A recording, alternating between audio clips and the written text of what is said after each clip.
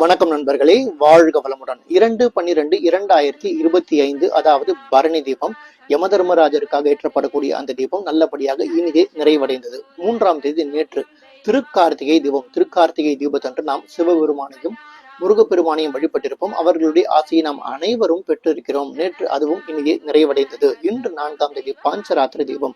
இது விஷ்ணு பகவானுக்கான உரிய ஒரு வழிபாடு. சரி, நாம் என்ன செய்ய வேண்டும்? இன்று மாலை 6 மணி அளவில் வீட்டில் 5 விளக்குகளை ஒரு தட்டில் வைத்து ஏற்ற வேண்டும். அந்த 5 விளக்குகளும் வட்ட வடிவத்தில் ஏற்ற வேண்டும். எல்லா திசைகளையும் நோக்கி இருக்கும்படியாக ஏற்ற வேண்டும்.